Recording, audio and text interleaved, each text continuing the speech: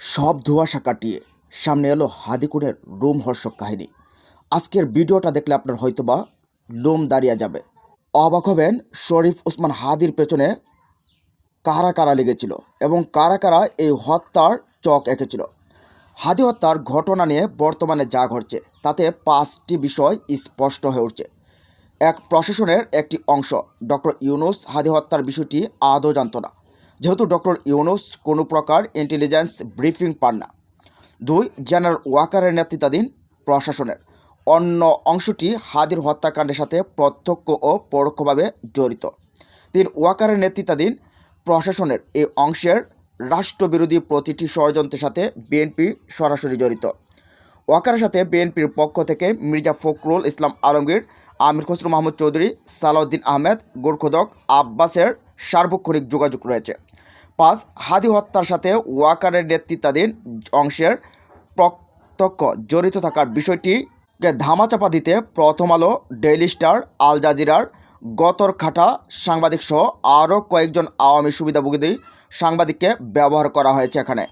ওয়াকারের নেতৃত্বাধীন প্রশাসনের অংশটি বিডিআর পিলখানা হত্যাকাণ্ড তদন্ত কমিশনের রিপোর্ট ভারত ও সেনাবাহিনীর একটি অংশের সরাসরি জড়িত থাকার প্রমাণিত অভিযোগ ও গুম খুনের সাথে জড়িত সেনা অফিসারদের মানবতা বিরোধী মামলায় আন্তর্জাতিক অপরাধ ট্রাইব্যুনাল কর্তৃক গ্রেফতারি পরোয়ানা জারি হওয়ার পর নিয়ন্ত্রণহীন হয়ে পড়ে।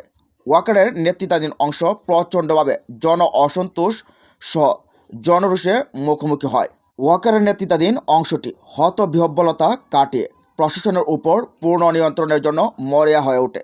তারা র এর সহায়তায় ডিজিএফআই, এনএসআই, এএসইউ, সিআইডি ও এসবির কিছু কর্মকর্তার প্রত্যক্ষ অংশগ্রহণে একটি নিখুঁত পরিকল্পনা গ্রহণ করে।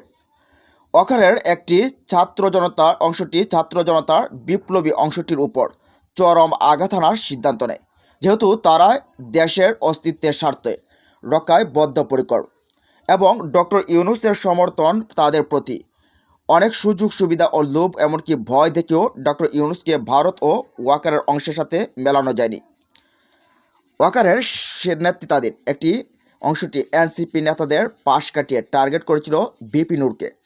যেহেতু ডিপ্লোম্যাটিক মিশনের কাছে ভিপি নূর এর গ্রহণযোগ্যতা এখন খুব একটা নেই, সুতরাং ভিপি নূরকে একটা চরম ধুলাই দিলে এমনকি নূর যদি মারাও যায় সেটা থেকে এনসিপি সহ ছাত্র জনতা বিপ্লবী অংশটি ভয় পাবে এবং ডক্টর ইউনূসও দুর্বল হয়ে পড়বে। রয়ের পরিকল্পনা মাফিক দেশের সকল গোয়েন্দা সংস্থাগুলো হাসিনার নিয়োজিত ভারতপন্থী অফিসারদের সমন্বয়ে একটি টিম ভিপি নূর এর উপর হামলা চালায়। নূর গুরুতর জখম নিয়েও কোনো রকম বেঁচে গেলেও ওয়াকারের নেতৃত্বাধীন অংশটির উদ্দেশ্য সফল হয়। এনসিপি ও ছাত্র জনতার বিপ্লবী অংশটি পুরোপুরি ভীত হয়ে পড়ে। তারা আগের মতো বিপ্লবী বক্তব্য দেওয়া থেকেও বিরত থাকে। ওয়াকারের নেতৃত্বাধীন অংশটি মনে করেছিল যে নিয়ন্ত্রণ আবার তাদের হাতে চলে এসেছে, কিন্তু বাদ সেধে বসেছেন ডক্টর ইউনূস এর পরিকল্পনা। তিনি ওয়াকারের নেতৃত্বাধীন অংশটিকে জনগণের সামনে উলঙ্গ করার লক্ষ্যে প্রথমে বিডিআর হত্যা তদন্ত কমিশনের রিপোর্ট জনসমক্ষে প্রকাশ করে দিলেন।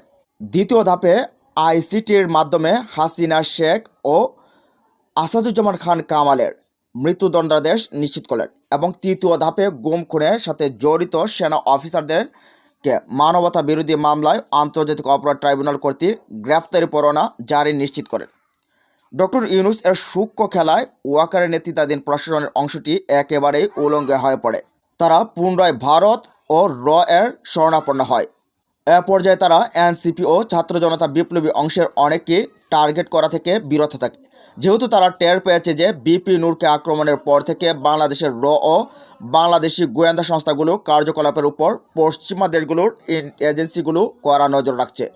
আর তাই প্রশাসনের ওয়াকারের নেতৃত্বাধীন অংশ এমন একজনকে টার্গেট করে যে ব্যক্তি বাংলাদেশের অভ্যন্তরে ভারতীয় স্বার্থ রক্ষাকারীদেরকে টিভি টকশোতেও পাবলিক ফোরামে প্রতিনিয়ত উলঙ্গ করে দেয়। তার কথাবার্তায় মনে হয় যে সে বাংলাদেশকে নিয়ে ভারতীয় নীল নকশার প্রতিটি অংশই তার নখদর পড়ে, কিন্তু তার সাথে কোনো ডিপ্লোম্যাটিক মিশনের সাথে কোনো সমন্বয় নেই। আর সেই ব্যক্তি আমাদের হাদি।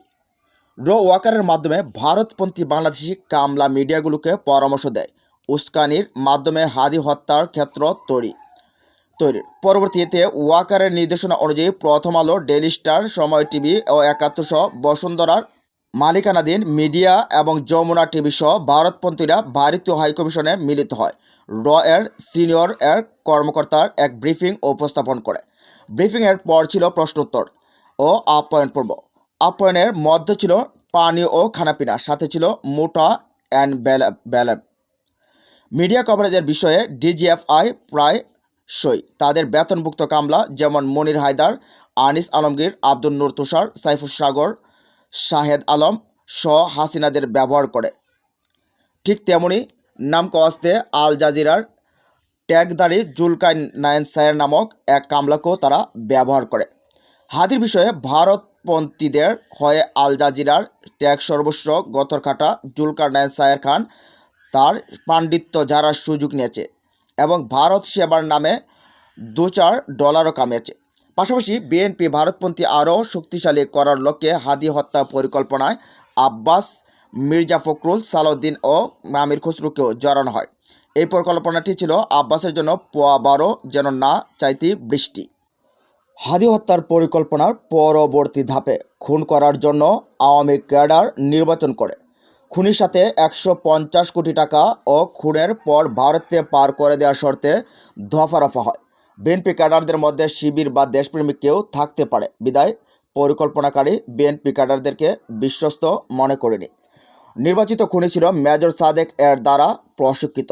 তাকে নির্দেশ দেওয়া হলো হাদির নির্বাচনী প্রচারণায় অংশ নিয়ে হাদির প্রতিদিনের কর্মসূচি ও সময়সূচি জেনে নিতে।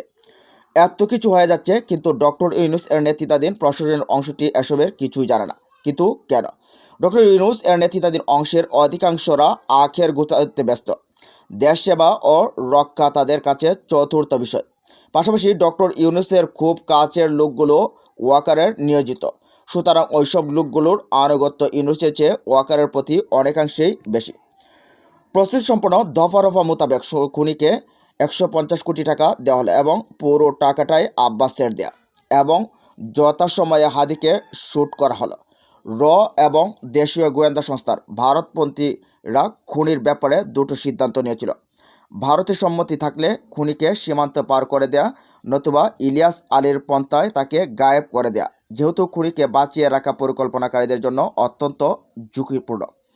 শ্যুট করার পর হাদিকে হাসপাতালে নেওয়ার সাথে সাথেই ডাক্তাররা বুঝতে পারে যে হাদিকে টেকানো যাবে না। ডক্টর ইউনূস শেষ চেষ্টা করলেন তাকে সিঙ্গাপুর পাঠিয়ে পরিস্থিতি নিয়ন্ত্রণের। হাদিকে টেকানো গেল না। দেশপ্রেমিক ছাত্র জনতার বিপ্লবী অংশ যারা মনে করে যে ওয়াকার নেতৃত্বাধীন ভারতপন্থী প্রশাসনের অংশ ও বিএনপির জন্য 24 এর বিপ্লবী হাতছাড়া হয়েছে, তারা হাদি হত্যাকাণ্ডের সামনে রেখে বিপ্লবকে পুনর্জীবিত করার লক্ষ্যে এগুচ্ছে। এনসিপি ও জামাত সহ সকল রাজনৈতিক দলগুলো যদি ডক্টর ইউনূসকে সামনে রেখে 24 বিপ্লবকে পুনর্জীবিত করতে সক্ষম হয়, তবে হাতি হত্যার সহ সকল হত্যাকাণ্ডের বিচার সম্ভব। অন্যথায় বিচার তো দূরের কথা, দেশের অস্তিত্বটুকু থাকবে না। এই ওয়াকারের নেতৃত্বাধীন অংশ এবং রয়ের সহযোগিতাকারী বিএনপির মির্জা আব্বাস, মির্জা ফখরুল, আমির খসরু মাহমুদ এদের অংশটুকুই মূলত দেশকে ধ্বংস করার নীল নকশা এবার নেমেছে।